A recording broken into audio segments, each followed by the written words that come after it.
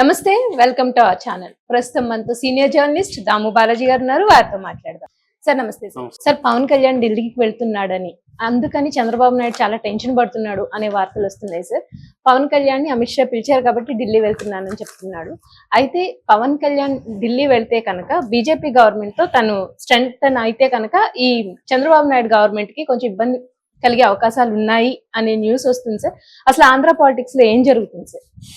గత కొంతకాలంగా పవన్ కళ్యాణ్ కొంత అంటే ఫస్ట్ సైలెంట్ గా ఉన్నాడు. చంద్రబాబు నాయకత్వంలో నేను చాలా నేర్చుకుంటున్నాను, చంద్రబాబు ఇంకా 10 ఏళ్ళు ఉండాలి, 20 ఏళ్ళు ఉండాలి, చంద్రబాబే పర్మనెంట్ సీఎం గా ఉండాలి, ఇలాగంతా మాట్లాడుతున్న వ్యక్తి మెల్లమెల్లగా తను ఏం చేస్తున్నాడంటే సో తప్పులన్నీ మేవి ఒప్పులన్నీ నావి అన్న పద్ధతిలో ఈ ప్రభుత్వంలో ఏమైనా తప్పులు జరిగినా జరగకపోయినా ఆయన ఆ తప్పుల్ని ఎత్తి చూపించడం, అక్కడ తాను ముందెళ్ళి ఛాంపియన్ లాగా నిలబడి నేను సహించను అన్నట్టుగా మాట్లాడడం, ఇవి ఒక స్ట్రాటజిక్ గా చేసుకుంటూ వస్తున్నాడు. ఫస్ట్ ఆయన పోలీసుల మీద కత్తిగట్టాడు, పోలీసుల వ్యవస్థ బాగాలేదు, పోలీసులు సరిగా లేరు అని హోమ్ మినిస్టర్నే టార్గెట్ చేశాడు. నిజానికి ఆయన ఒక మామూలు మంత్రి మాత్రమే, ఆయనకి 5 శాఖలు ఉండొచ్చు, 10 శాఖలు ఉండొచ్చు, మంత్రే.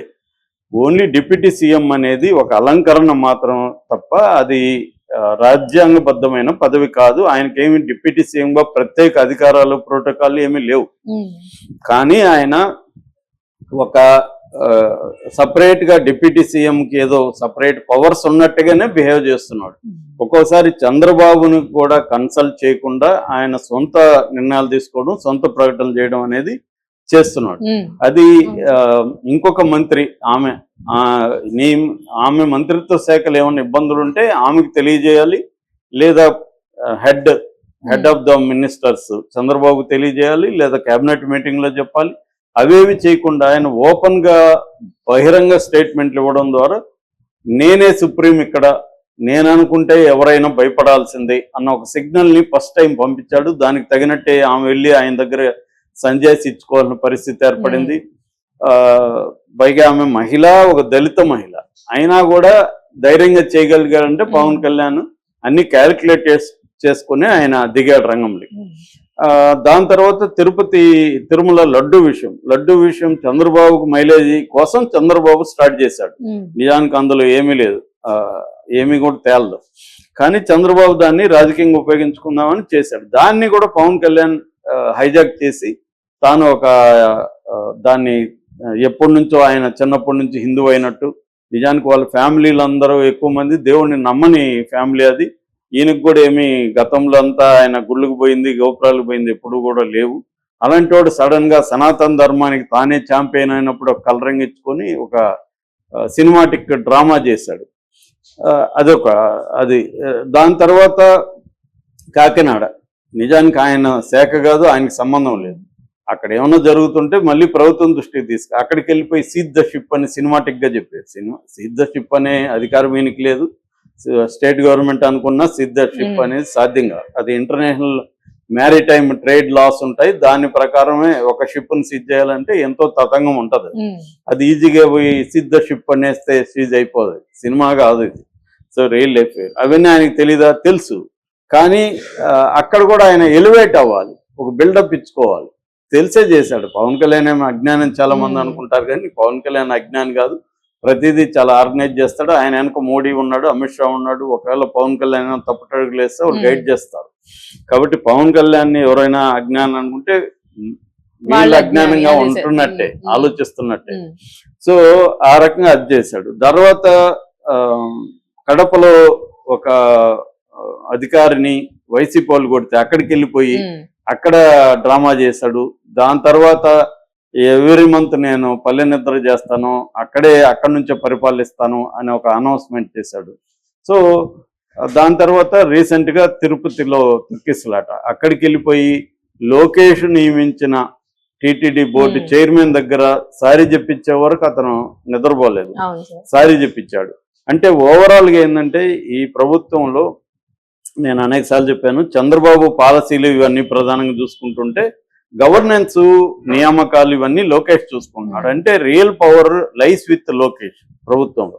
ఒక్క పవన్ కళ్యాణ్ శాఖలను మాత్రం ఇంటర్ఫియర్ కావట్లేదు లోకేష్. మిగతా అన్ని శాఖల్లో లోకేష్ కంట్రోల్లే ఉన్నాయి. అన్ని శాఖలు కానీ టాప్ ఐఏఎస్ ఐపీఎస్లు ఇతర నామినేటెడ్ పోస్టులు అందరూ కూడా లోకేష్ కంట్రోల్లో ఉన్నారు. ఇది పవన్ కళ్యాణ్ తెలుసు. సో దీన్నంతా ఉపయోగించుకొని పవన్ కళ్యాణ్ ఏం చేస్తున్నాడంటే ఈ ప్రభుత్వంలో ఏం జరిగినా దాన్ని ఆ సందర్భాన్ని తనకు అనుకూలంగా మార్చుకుంటూ వెళ్తున్నాడు.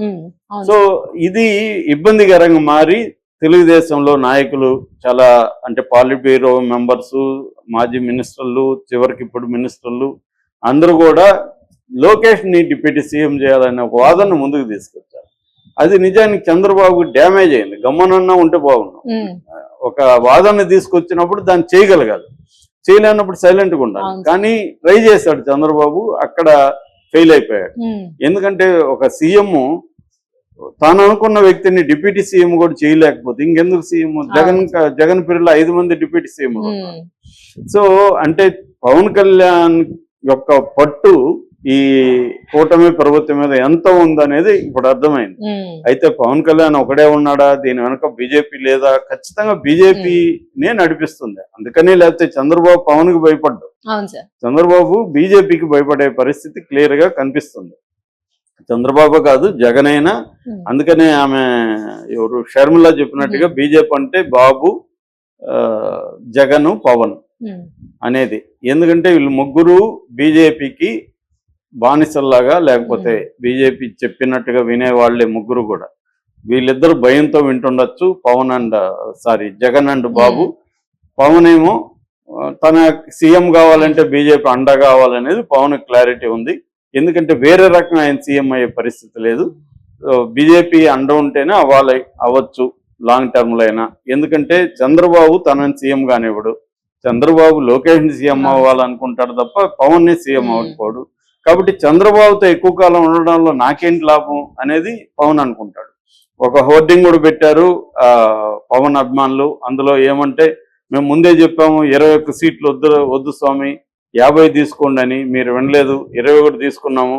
ఆ 21తో గేమ్ చేంజ్ చేయొచ్చు అనుకున్నాం. గేమ్ చేంజర్ సినిమా లాగే అది కూడా పోయింది అని రాశారు వాళ్ళు. దాని తర్వాత కుర్చీ మనకు భిక్ష అని వాళ్ళు అంటున్నారు. మన భిక్ష అది కుర్చీ, డిప్యూటీ సీఎం భిక్ష లాగా అంటున్నారు. సీఎం కుర్చీనే మన భిక్ష. మనం లేకపోతే జగన్ కి 11 కాదు కదా 110 వచ్చేవి. కానీ అది వాళ్ళు గుర్తించట్లేదు. అట్లాగే మనం ఆట బొమ్మలాగా అయిపోయినాం, ఆట ఆడే వాళ్ళలాగా లేము. దాని తర్వాత దావోస్కి కూడా మిమ్మల్ని తీసుకుపోలేదు. పోయి వాళ్ళిద్దరూ తండ్రి కొడుకులు పోయి ఏమన్నా సాధించుకొచ్చారంటే జీరో, ఒక్క ఎంఓయూ కూడా రాలేదు.